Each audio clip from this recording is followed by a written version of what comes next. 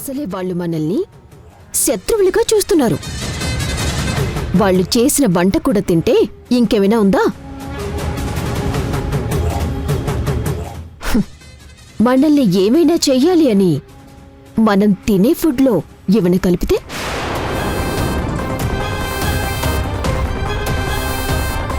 అప్పుడు మన పరిస్థితి ఏంటి? సో మన వంట మనం చేసుకోవటమే బెటర్. చెయ్. తప్పుతుందా? చేస్తాను. మా గురించి ఆ మాత్రం భయం ఉండడం మంచిదే.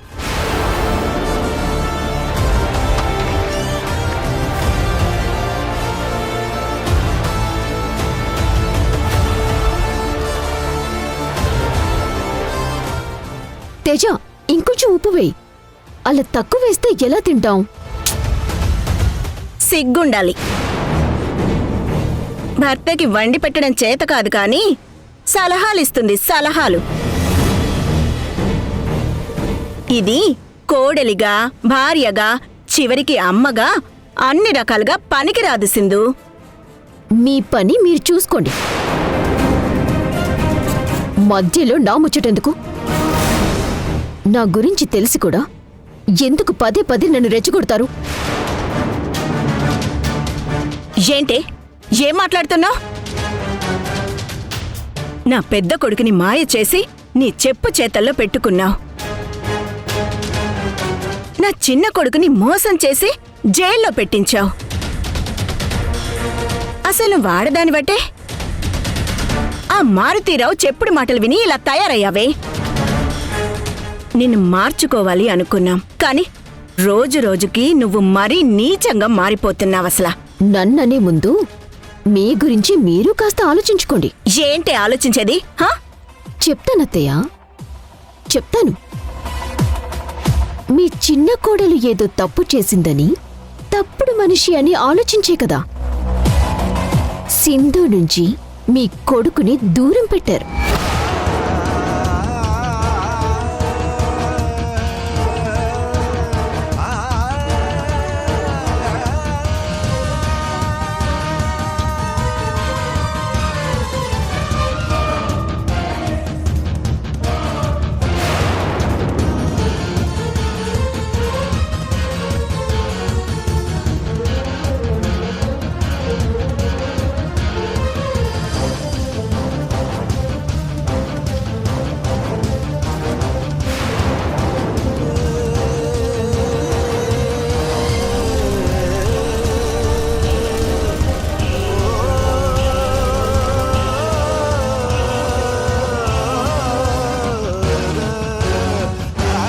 జైల్లో సింధు డెలివరీ అయితే పురిట్లోనే పిల్లల్ని సింధుకు తెలియకుండా ఎత్తుకొచ్చారు.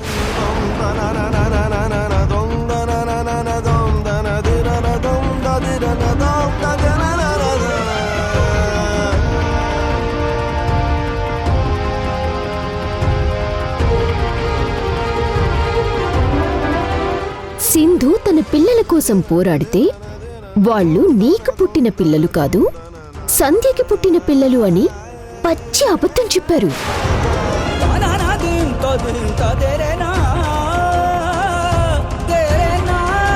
మీ పెద్ద కొడుకుని మీరు నిర్లక్ష్యం చేయటం వల్లే కదా తేజ ఇప్పుడు మిమ్మల్ని చీకొడుతున్నాడు.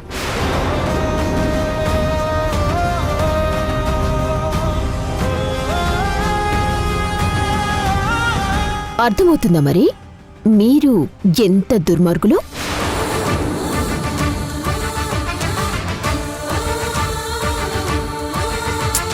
మీ మూర్ఖత్వం వల్లే కదా మీ చిన్న కొడుకు జైల్లో ఉన్నాడు, ఇప్పుడు హాస్పిటల్లో కోమాలో ఉన్నాడు.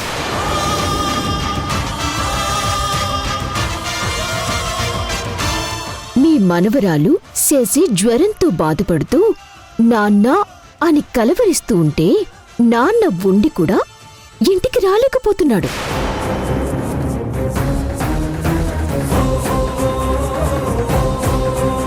అన్నింటికి కారణం ఎవరు? మీరు కదా?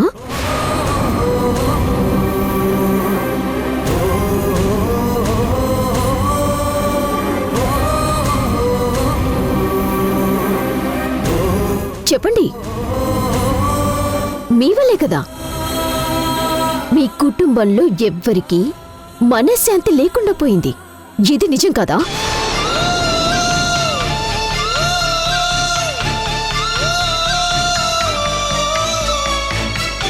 ఏంటి అలా మౌనంగా ఉండిపోయారు? చెప్పండి. ఎన్నెన్నో అన్నారు కదా, దీనికి సమాధానం చెప్పండి.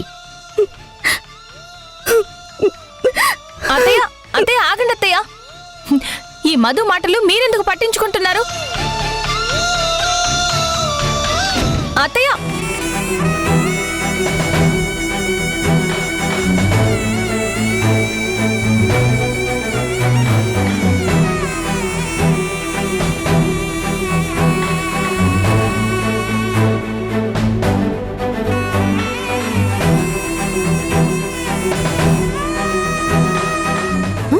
ఏంటి సింధు, అత్తయ్య నన్ను కోడలిగా మార్చాలి అని ఏదేదో కలలు కంటుంది. ఒక తల్లి పడే బాధ నీకు అర్థం కాదు మధు. అత్తయ్యే కాదు, ఇప్పుడు నేను చెప్తున్నాను, నిన్ను ఈ ఇంటికి కోడలుగా మారుస్తాను. నీ తప్పు నువ్వు తెలుసుకునేలా చేసి నీకు శిక్ష పడేలా చేస్తాను.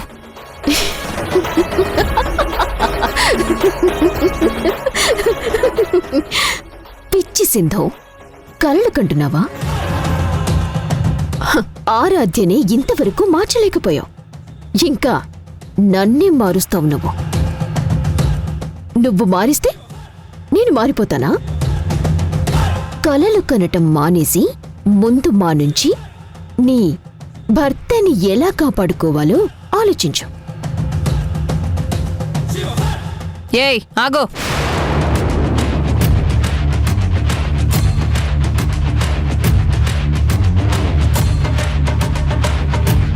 జనాల డబ్బు మీ దగ్గర ఉందనేగా ఇంత గర్వంతో మాట్లాడుతున్నావు? ఎన్ని రోజులు ఆ డబ్బు మీ దగ్గర ఉంటుందో నేను చూస్తాను.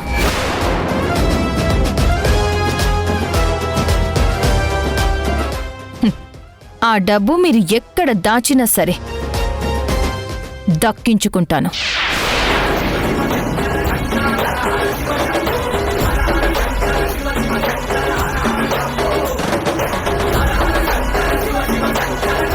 మీ భార్య నుంచి నా భర్తని కాపాడుకుంటా. ఆరాధ్యని మార్చుకుంటా.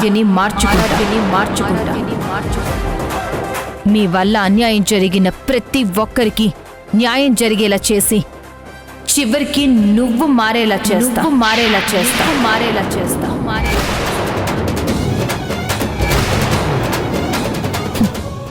ఇవన్నీ నువ్వు చూస్తుండగానే జరుగుతాయి.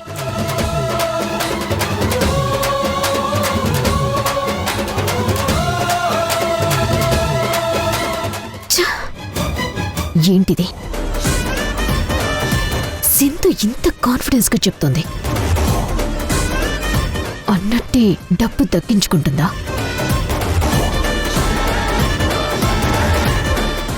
ఏమో, అన్నంత పని చేస్తుందేమో. వెంటనే మావిని కలిసి ఈ విషయం చెప్పాలి.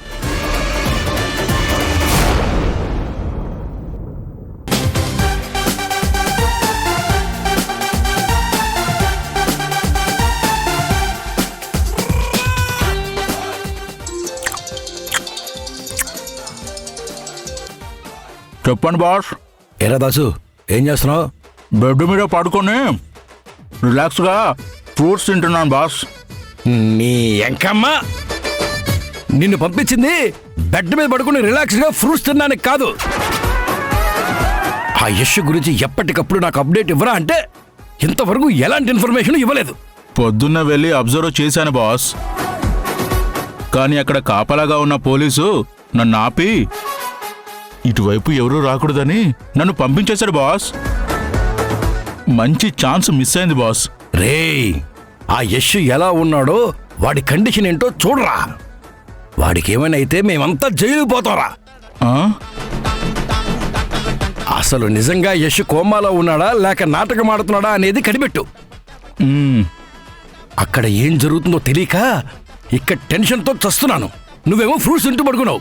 అంటే బాస్ మీరు కొట్టిన దెబ్బకి చాలా బ్లడ్ పోయింది బాస్.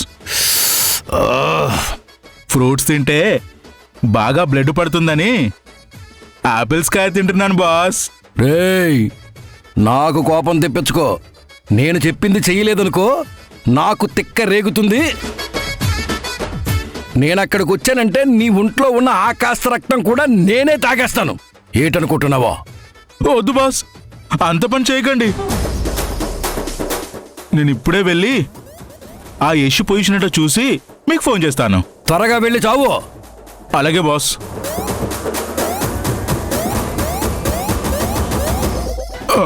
అమ్మో,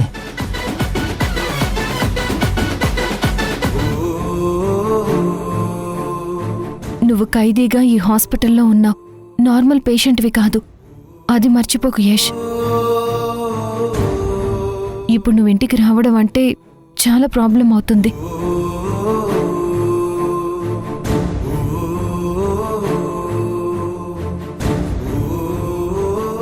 నా గురించి సింధు, అమ్మ, నాన్న అందరి మనసుల్లో ఏదో తెలియని భయం ఉంది. వాళ్ళకే అలా ఉందంటే పాపం రిషి శశి ఎలా ఉన్నారు? నాన్న లేడని ఎంత బాధపడుతున్నారు. నా వల్ల పిల్లలు చాలా డిస్టర్బ్ అయి ఉంటారు.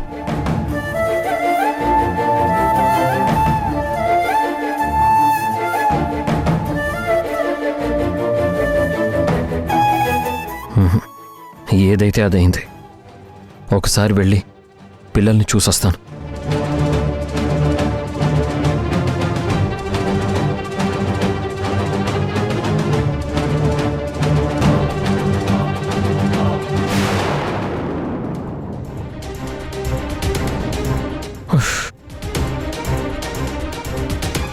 మూర్తి గారు బయటే కాపలా ఉన్నారు.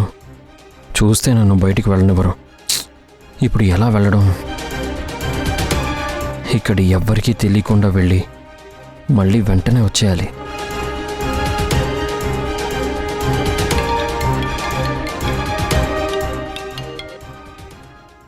చెప్పమ్మా, ఏంటి ఈ టైంలో ఫోన్ చేశావు? హలో, చెప్పమ్మా. ఇక్కడ సిగ్నల్ సరిగా రావడం లేదు. లైన్లో ఉండమ్మా. హలో.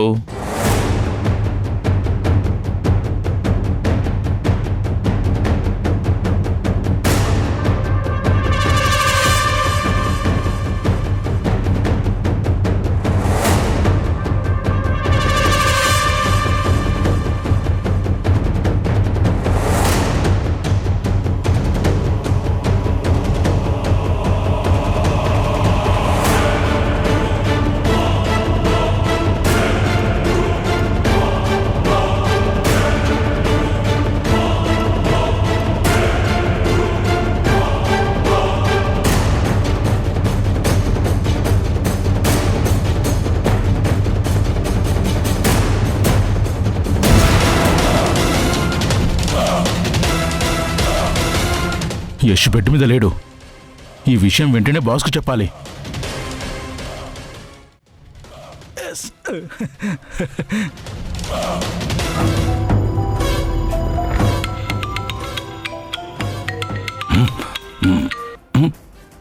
చెప్పరా బాసు. యష్. యశ్, చెప్పు చెప్పు. Hello hello hello. ఫోన్ కట్టయిందండి. మీ ప్లాన్ గడువు రేపటితో ముగియనున్నది. నిరంతరమైన సేవలను ఆనందించడానికి వెంటనే రీఛార్జ్ చేయండి. ఏట్రా కాల్ కట్టయిందే? రేపటితో రీఛార్జ్ అయిపోతుందట బాస్. బాస్, నా ఫోన్ కొంచెం రీఛార్జ్ చేయించరా? రే, నేనింత టెన్షన్లో ఉంటే నీ రీఛార్జ్ కోలేట్రా. సరే చేయిస్తాలే, ముందు విషయం చెప్తావు. అదే బాస్, నేను ఫ్రూట్స్ తింటుంటే మీరు ఫోన్ చేశారు కదా, ఆ విషయం మీద నేను. రే, సోది ఆపి ముందు ఆ యష్ గాడి గురించి చెప్పరా.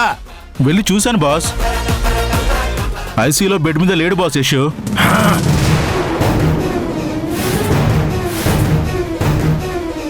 ఏంటి, అక్కడ యష్ లేడా? వాడు లేకపోతే ఎంత క్యాజువల్గా చెప్తావిట్రా? సరే నేను అక్కడికి వస్తున్నాను, నువ్వు అక్కడే ఉండు. బాస్ చెప్పు. మీరు వచ్చేటప్పుడు కొన్ని ఫ్రూట్స్ తీసుకురండి బాస్. బాగా ఆకలిగా ఉంది బాస్. రేయ్, ముందు ఫోను పెట్టు.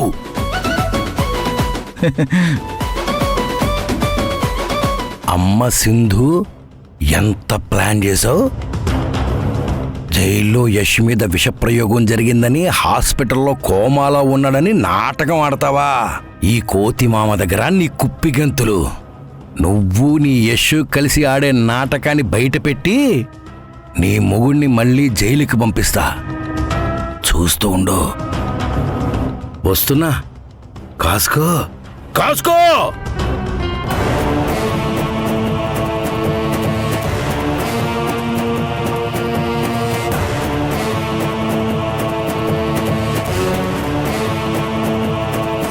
డాక్టర్ నర్సు ఐసీ లోపలికి వెళ్ళారు, ఇంకా బయటకు రాలేదేంటి?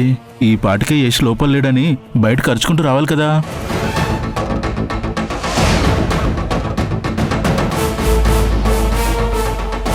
వాళ్ళు ఇంకా బయటికి ఎందుకు రావట్లేదు?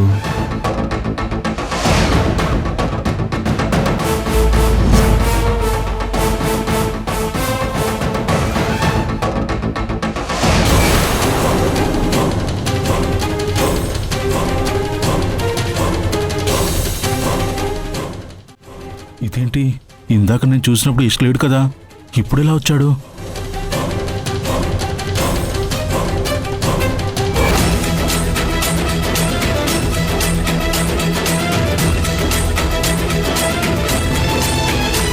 ఇప్పుడున్న పరిస్థితుల్లో నువ్వింటికి రావడం అంత ఈజీ అనుకున్నావా? నువ్వు ఖైదీగా ఈ హాస్పిటల్లో ఉన్నావు, నార్మల్ పేషెంట్వి కాదు. అది మర్చిపోకు యష్. కొన్ని రోజులు నువ్వు హాస్పిటల్లోనే ఉండాలి. సింధు రిస్క్ అని చెప్పిందంటే ఆలోచించాల్సిందే. తను వద్దు అని చెప్పిందంటే దాని వెనక బలమైన కారణం ఉంటుంది. ఇప్పుడు నేను ఇంటికి వెళ్ళి అందరినీ రిస్కులో పెట్టడం కన్నా వెళ్లకుండా సింధు చెప్పేంత వరకు ఇక్కడే వెయిట్ చేయడం మంచిది.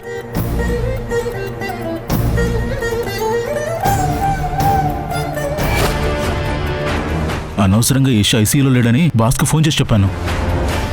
బాస్ ఇప్పుడు హాస్పిటల్కి వస్తే ఏం చెప్పాలి?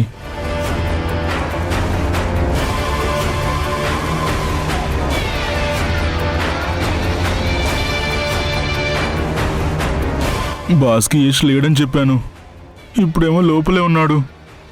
వస్తే ఎలా?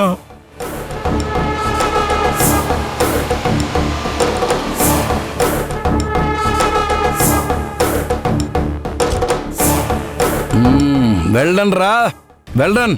మంచి ఇన్ఫర్మేషన్ ఇచ్చావు. ఎందుకు టెన్షన్ పడుతున్నావు? బాస్, యష్ లోపల. తెలుసురా, తను ఐసీయూలో లేడని తెలుసు. ఇదంతా సింధు ప్లాన్ అని తెలుసు. ఇప్పుడు దొరికారా వాళ్ళు. ఒక ఆట ఆడుకుంటాను చూడరా వాళ్ళని. బాస్, అది కాదు బాస్, యష్ లోపలే. తెలుసురా, వాడు లోపల లేడు. అదే కదా మనకు కావాల్సిందే. బాస్, యష్ లోపలే ఉన్నాడు బాస్. ఏం మాట్లాడుతున్నావు నువ్వు? తప్పగా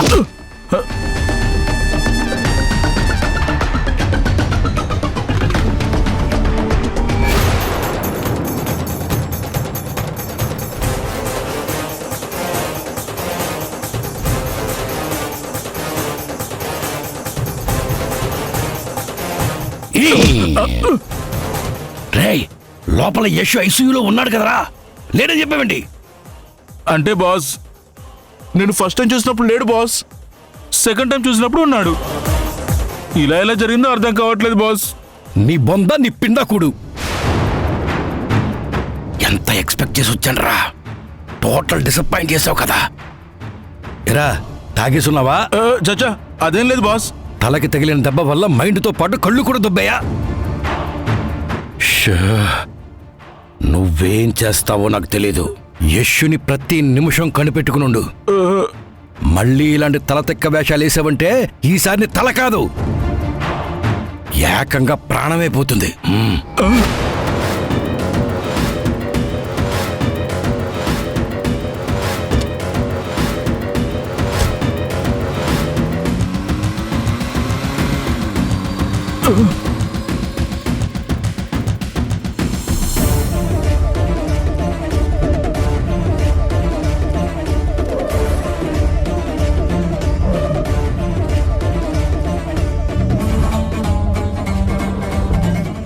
ఏమైంది మేడం? ఎందుకంత టెన్షన్ పడుతున్నారు?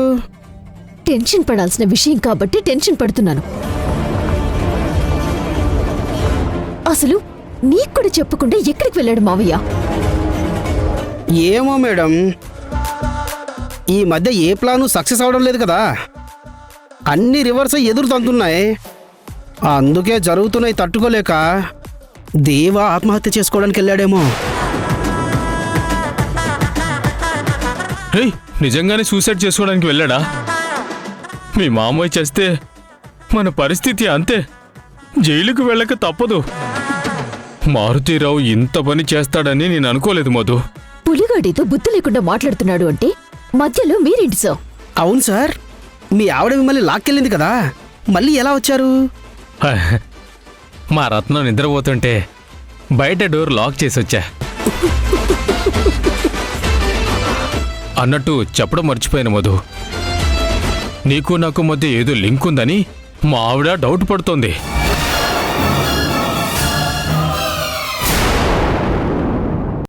మీ కొడుకు జనాల్ని మోసం చేసి డబ్బు కాజేశాడనే కదా జైల్లో పెట్టారు.